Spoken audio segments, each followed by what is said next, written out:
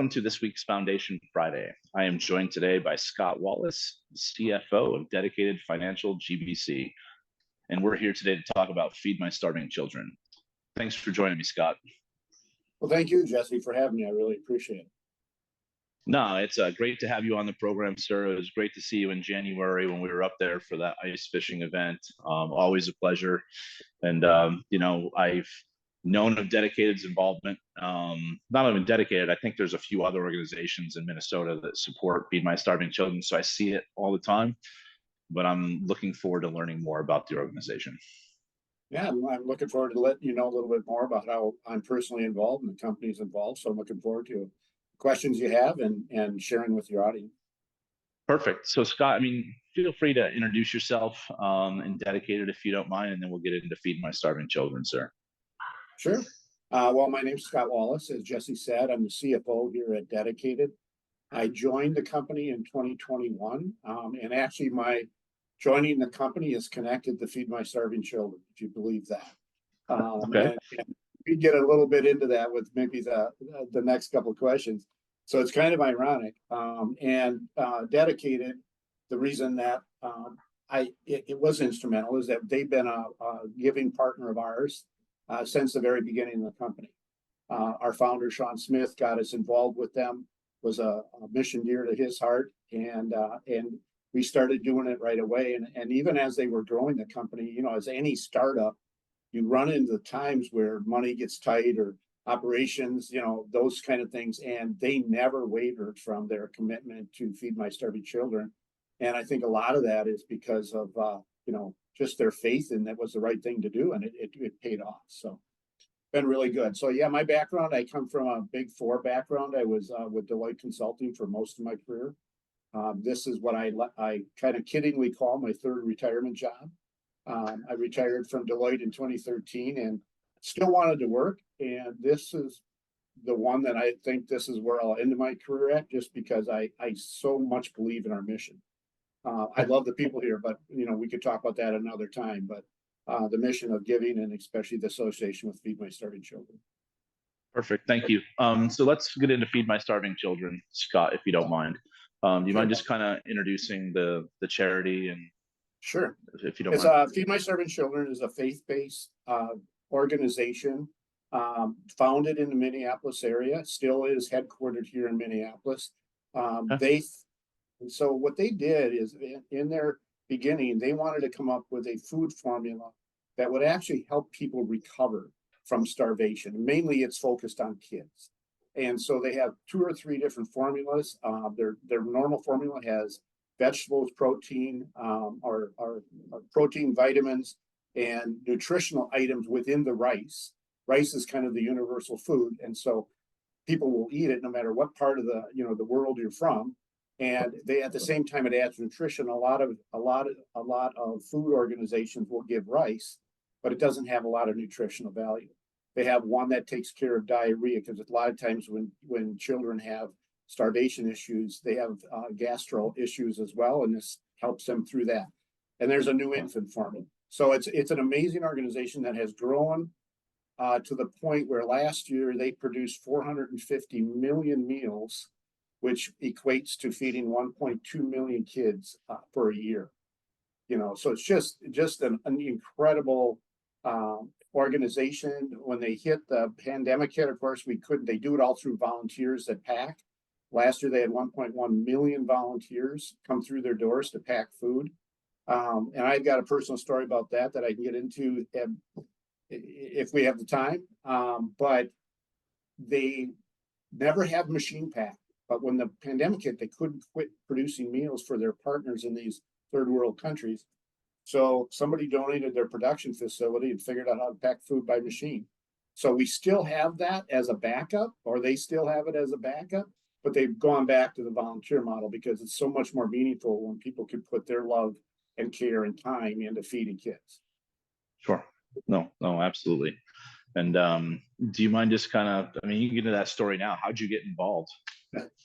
Well, this is my story, because when I joined Dedicated in 21, first off, the reason I joined, because the previous summer in the summer of 2020, Sean was in on LinkedIn with a check, one of those big monster checks with Feed My Starving Children. They donated 1 million meals. And I've been involved with them pretty heavily. So I just commented on it and said, this is awesome. Love to see companies doing this. And then I emailed Sean and said, can we talk? And sure, you know, if you know Sean Smith, you know that he'll talk to anybody. So he took my call. And in the meantime, I looked up Dedicated and I saw that they were a commercial debt collection company. And I thought, well, okay, that's really a dark industry. And so when I got on the phone with him, I said, okay, before we even get into this, I need to bridge this gap I have in my mind. I'm not seeing a debt collection company giving away 1 million meals. So help me bridge that. And he went on to explain how he's, you know, he has a mission of changing the world through giving and helping people out. And at the same time, we have that mission for business in general. Internally to Dedicated, he wanted to do collections in a different way, with a caring attitude, with a merchant first attitude versus just a dollar first attitude. And what we found is it blended. So that's kind of how I ended up here, because 6 months went by and we would talk once a month about various things. And then he offered me, he said, I need a senior finance person on my team. And so I immediately said yes, you know, that I wanted to join an organization that does this. My personal story, which I told, so my second day there, we have monthly scrums. We get the whole team together, and they always have the new person get up and talk about themselves, where they come from. So, you know, doing consulting for so many years, and I've done 1 million introductions to clients.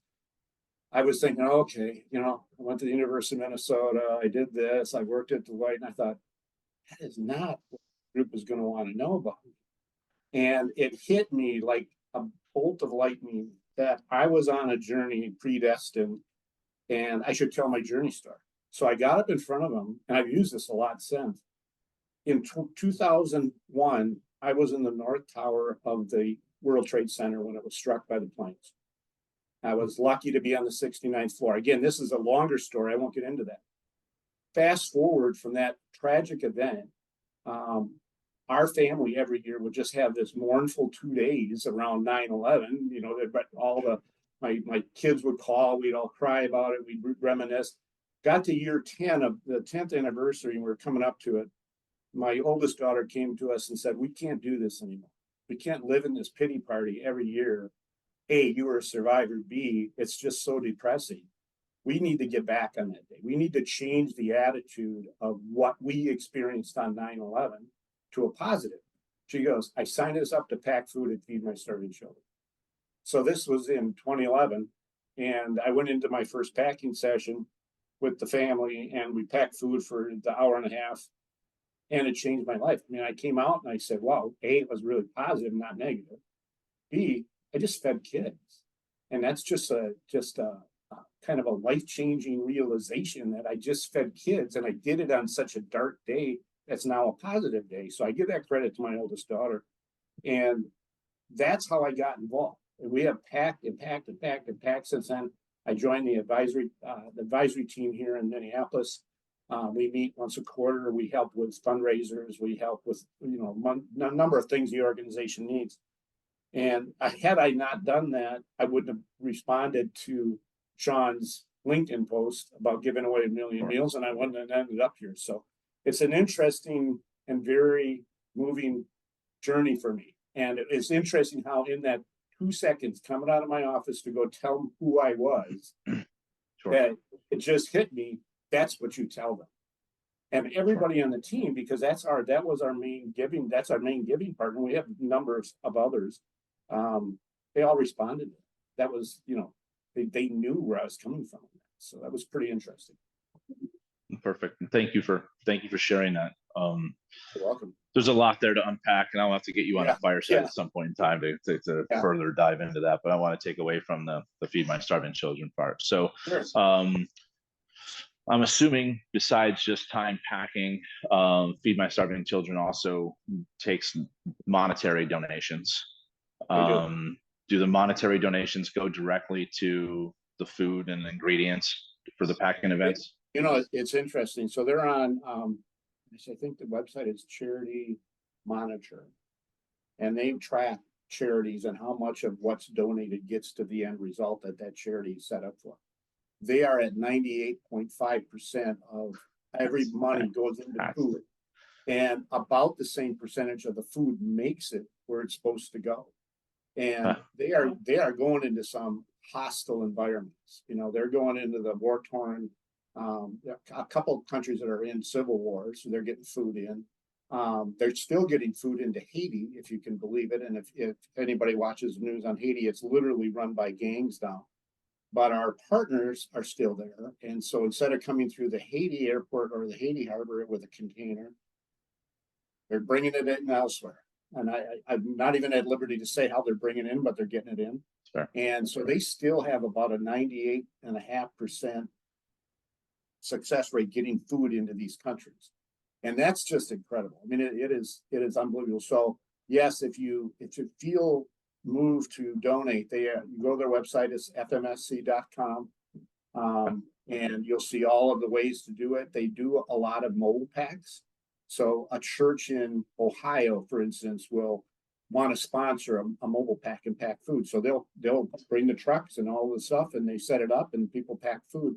So depending on where you're from, you could organize a mobile pack and ask them to come out to your area, or you could attend one. So look for mobile pack. They always have a schedule on their website.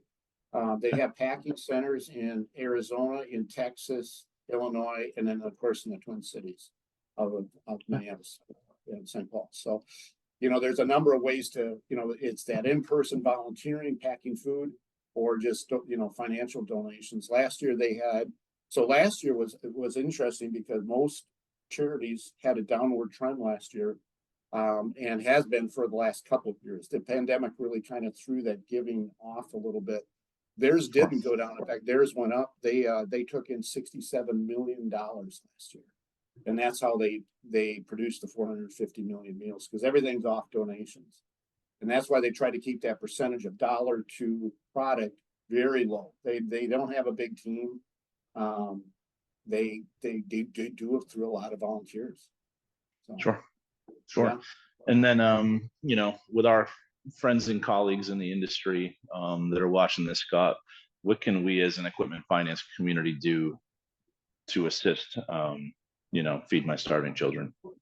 You know, the one thing, you know, there's always, you can always go on the site. You could always give, you know, money. You could always attend a mobile pack or reach out and try to set up your own.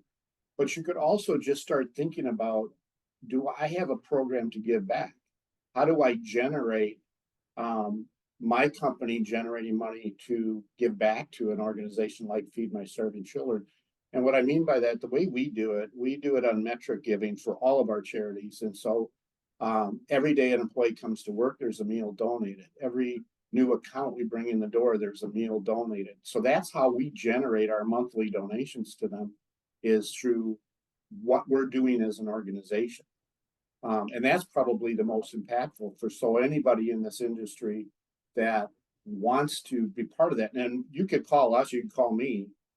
We've done that with some of our even competitors, calling about, how do I set this up? How does this work? You know, tell me about your metric giving, and we'd be glad to help with that. But that's the biggest thing.